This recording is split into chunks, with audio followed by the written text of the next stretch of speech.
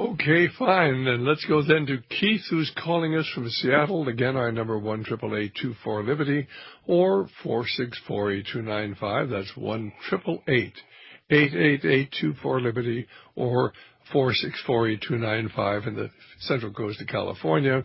Keith, how are you doing? Good, Dr. Stan. I hope your vacation was well suited. Well, it was a pretty wild vacation, let me tell you. I ended up sleeping all night in the airport, not sleeping, just reading all night long until at 2 o'clock in the morning when they chased me out of JFK Airport. But anyway, it's all an adventure. But anyway, do you have a question or comment for our guest? I was just wondering if you could speak a little bit about debtors' prison and any updates, and about the debtors' populace that is actually spreading with this. And I'll take my answer off the air. Thanks, and God bless. Thank you. And I don't know about debtors' prisons. Are we having debtors' prisons, Bob? Not yet, but it could happen in time. It's something I won't, say is out of the question. They don't pay any attention to all the rules anyway, and they only know about the rules that they want to hear and want to use. And the other item, I've never heard anything about it, so I don't know about it. I mean, the most amazing thing is when people lose their homes, they're devastated. They can't make enough money and so they lose their homes and it's taken over by the bank and the bank sells at a loss. And then the IRS charges the people for the amount of money that the bank lost. In other words, they have to pay income tax on the fact that they walked away from their loan. I mean, that is the height of something or other anyway. Well, I think under those circumstances, it's prompting a lot of people to leave the country, and they are leaving from all walks of life. But of course, that's not the solution. We need the people here speaking out and taking a stand, because I believe when America goes down, the whole world is going to collapse financially. What are your thoughts? Now, I know you can't come back. You can't come back. It's a method of degree. And if the United Kingdom and the United States and the 20 other European and a few other countries are in a position where they are in serious trouble, then people are going to fall out of the system. They've got nothing to fall back on. Nothing. I mean, they've been wiped out. Some of these people have been out of work for 3 years in all kinds of jobs. And some of them have eaten through their retirement already in their 50s and 60s. I mean, there is no future for them. And that group of people can't even afford to leave the country because they have no income and they have no money. No, I tell you, Stan, this is, what the seeds of revolution are all about. It's just like, when Robert Welch talked years ago in 1958, all the things that he said were going to happen, happened. And everything the Birch Society said was going down, went down. And the problems and the answers are all there. The American people have got to wake up, and that's our job to do it. Well, let's go to Howard calling from Washington State. Howard, what part of Washington are you calling from?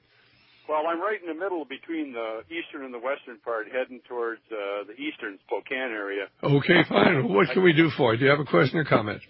I do, real quick. The national debt, why are we paying interest on the national debt, and to whom are we paying it, and is it just a matter of penciling it on paper, because I don't think there's any intent of paying the interest to anybody or paying it back. All right. Who are we paying the interest on the national debt to, Bob? About 2/3 of the bonds are held by U.S. individuals and corporations, and about 1/3 is held by foreigners. And so that's who we owe the money to. And it's funded with bonds. So the national debt, though, it's fiat money. I mean, they hand out money like it was candy, and then they tell us that we owe this money back, but we have no intention of ever paying it back. I know, but at least to the people So the people who buy the bonds, which is the debt, are fools. Right now, I think people have to understand that probably about $4 or $5 trillion, maybe more than that, of the national debt is actually the money that they've stolen from Social Security and Medicare, and they're actually paying interest to the government on that. But what you've got is like trying to lift yourself up by your own bootstraps. You can't do that indefinitely. The rest of the money, of course, is borrowed from China and from Japan and from Germany and other countries, and then, of course, a lot of Americans hold these bonds. But eventually, of course, when they destroy the value of the currency, those bonds will be worthless. What are your thoughts on that, Bob? Well, they're in the process of doing that, and we talked about it early in the program. And the dollar will end up somewhere around 40 or so, maybe 30, maybe 45 on the USDX, maybe 50. It's going down there somewhere. And when that happens, the buying power versus other major currencies will drop by that amount. But I expect it will be accompanied by a wholesale, country-to-country default, probably by 2/3 of the debt that they owe one another. Plus, I think that currencies will be devalued, whether it's against each other or against a special drawing right issued by the IMF, which are called SDRs, remains to be seen. We don't know what form it's going to take. All we can do is guess at what they're going to do. Okay. Anything else you want to ask, Howard? Well, yeah, real quick. If I'm correct, are we paying what interest rate, and are we paying it to? I mean, it's important. Are we paying it to the Federal Reserve, which is a private entity that makes money off of us? In some cases, yes. The Fed is holding over $1 trillion worth of treasuries. And who sets the interest rate that we pay this money back to the Federal Reserve? That changes every day. I mean, these bonds are auctioned, and they buy them, or they buy them in the market. So the interest rates vary. I mean, bills right now are 0.52%. 10-year notes are 2.94, and so it varies every day what is paid.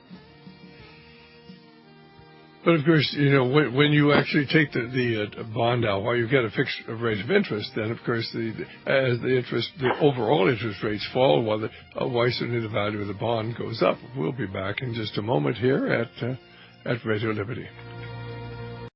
That. So all of these other entities don't go under.